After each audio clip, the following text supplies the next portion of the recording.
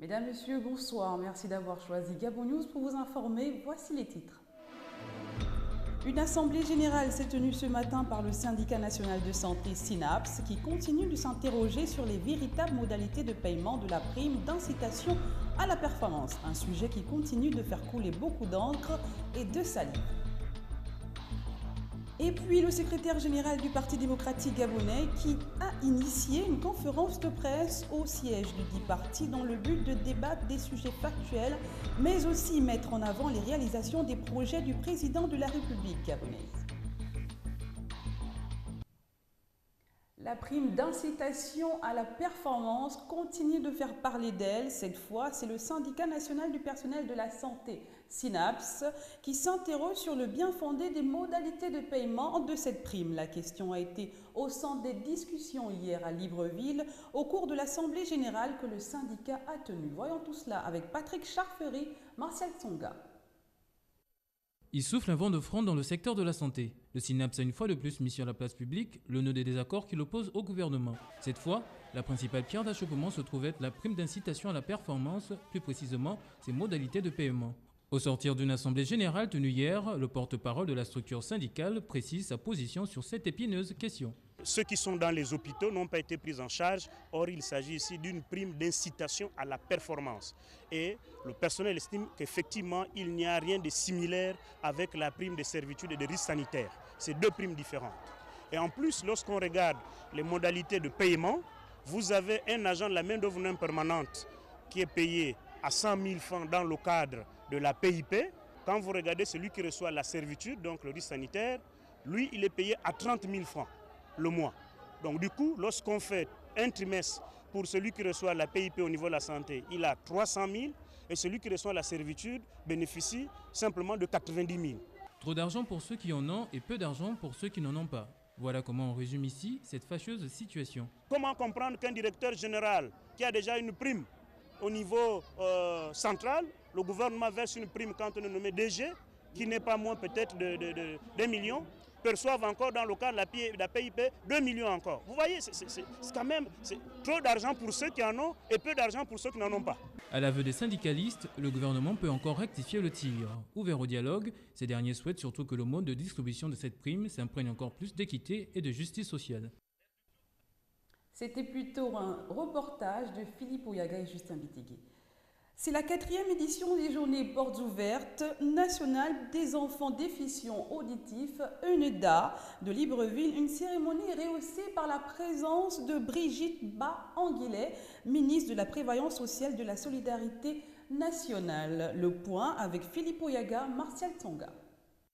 Le sourd au cœur de la ville, c'est le thème choisi pour célébrer la 4e édition des Journées Portes Ouvertes à l'École nationale pour enfants déficients auditifs. Attentive et sensible à la situation de ces enfants et à leurs cris, le ministre, à l'image d'une mère, a répondu présent à cette cérémonie. En ce moment, par rapport à la cérémonie que nous venons de faire, qui est la cérémonie d'ouverture de cette journée porte ouverte de l'ENEDA, nous avons plutôt passer en revue un peu tous les problèmes que cette structure vit au jour d'aujourd'hui pour pouvoir faire face aux obligations qu'elle a de mener ses compatriotes vers plus de bien-être social. Une preuve d'amour et de solidarité manifestée ici par la ministre de la Prévoyance sociale et de la Solidarité nationale. Il faut à tout prix effectivement que le langage des signes gabonais soit vulgarisé tant au sein des familles qu'au sein des structures administratives,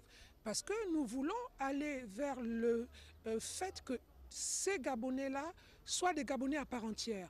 Donc, en étant des Gabonais à part entière, ils doivent pouvoir aller dans une administration et pouvoir se faire comprendre.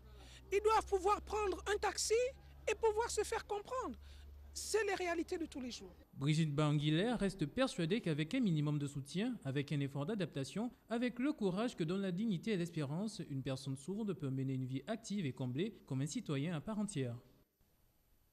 Nous restons toujours dans le cadre de la 4e édition des Journées Portes Ouvertes de l'UNEDA. Jacques-Basile Makosso, directeur de cette école, décline quelques axes qui vont conquérir à agrémenter la manifestation de cette nouvelle édition. Une demande qui est la Convention des Nations une demande à ce que la Convention des Nations Unies relative aux droits des personnes handicapées et celle des droits des enfants soient mises en application. Voyons tout cela avec Marvin Biril, Martial Tsonga et Justin Bitegui. Sauvegarder la dignité et les droits des sourds du Gabon, faire de ces derniers la pupille qui n'aurait jamais dû cesser d'être, protéger la jeunesse sourde citoyenne du Gabon, voilà l'un des messages bien perçus par le ministre de tutelle. Nous avons entendu les difficultés du directeur de l'ENEDA, mais nous l'avons rassuré. Nous l'avons rassuré parce que il y a le pacte social du chef de l'État qui est là. Nous devons faire tout ce qui sera en notre possible pour voir la concrétisation de ce pacte social. Et l'ENEDA est un acteur clé de ce pacte social. Une nouvelle édition, une particularité, c'est ce que nous présente la 4e édition de la journée porte ouverte. Cette 4e édition a accueilli la première édition du festival sur métrage. Voilà. Donc nous avons reçu une équipe de jeunes Français, une délégation de jeunes Français qui travaillent aussi bien dans l'art théâtral et qui utilisent l'art théâtral pour faire de la prévention sur le VIH/SIDA auprès des jeunes, non seulement des jeunes gens sourds, mais aussi des jeunes gens entendants. Il est impérieux pour Jacques Blaise Makosso de renforcer les capacités de l'École nationale pour enfants déficients auditifs en danger et d'exploiter rigoureusement les dispositions administratives, légales et réglementaires en vigueur au Gabon. Visitons à présent la Tchibanga, capitale provinciale de la Nyanga. C'est au sud du Gabon, une ville comme d'autres du pays où on trouve encore des bâtisses coloniales, où également on trouve des jeunes dynamiques qui ont décidé de prendre leur destin en main afin de subvenir à leurs besoins quotidiens. Regardez plutôt ces images de Patrick Charfery, Marcel Tsonga. Tchibanga, chef-lieu de la province de la Nyanga, une ville calme et paisible où les traces des constructions coloniales sont plus présentes que les habitations modernes. Pourtant, mieux structurée contrairement à d'autres capitales du pays, avec toutes ces ruelles qui montrent qu'elle répond à un véritable plan cadastral, Tchibanga connaît les difficultés des villes modernes. Les jeunes lits s'ennuyaient faute d'activité pour les occuper, pourtant une salle polyvalente est construite, mais rien ne s'y fait. Chacun se débrouille à trouver ce qu'il peut. Ici, c'est l'extraction de sable qui en majorité occupe les jeunes, avec les dangers qu'ils encourent, mais que faire?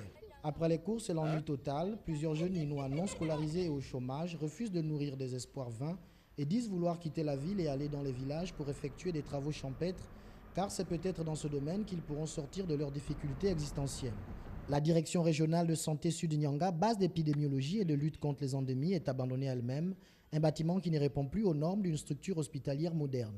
Il est incompréhensible qu'avec autant d'argent injecté pour la province, notamment lors des différentes fêtes tournantes, que cette ville soit encore à la traîne et ait du mal à décoller. Il est temps que les pouvoirs publics regardent le cas de Tchibanga de plus près pour que le développement du Gabon ne se fasse pas à deux vitesses.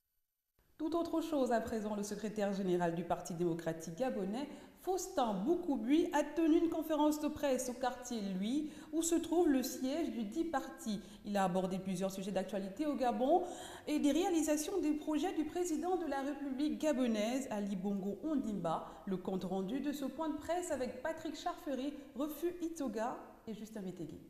Le secrétaire général du Parti démocratique gabonais a animé hier une conférence de presse au siège du dit parti à Lui, à Libreville. Au cours de cette rencontre, Faustin Boukoubi s'est entre autres félicité des actions entreprises par le gouvernement, notamment la concrétisation du pont de Mayumba, le paiement de la prime d'incitation à la performance, le lancement du projet de construction de la route Port-Gentil-Omboué-Yombi. L'exercice des questions-réponses a permis à Faustin Boukoubi d'évoquer notamment la situation de l'université Omar Bongo.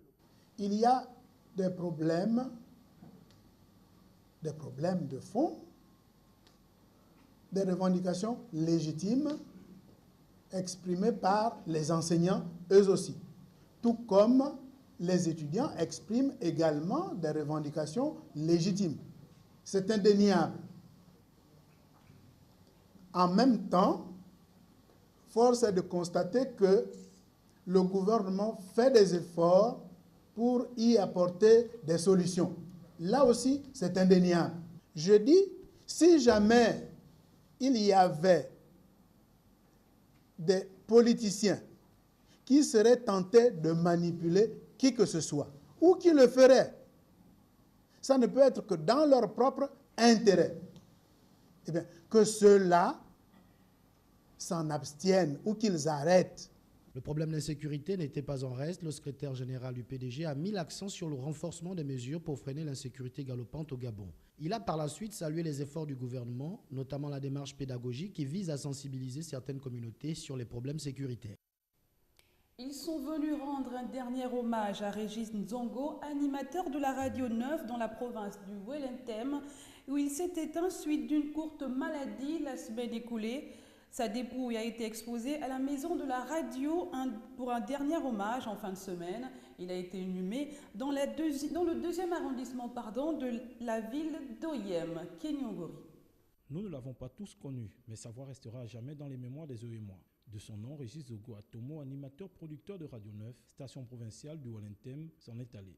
En ce jour où il quitte le monde des vivants, parents et amis sont venus lui rendre un dernier hommage, même si le vide semble désormais difficile à combler. Régis était un gars très dynamique.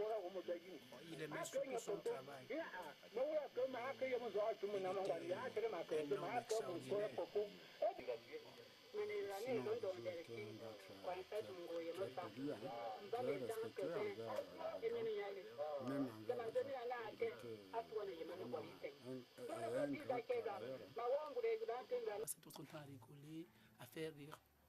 Et franchement, pour un jeune homme d'aujourd'hui, ça m'a émerveillé, quoi. C'est le souvenir que je garde de lui. Pendant 8 ans, Régis a servi à Radio 9, dans laquelle il a animé des émissions comme Oyoncho et surtout Archives du Nord, qu'il a révélées aux auditeurs.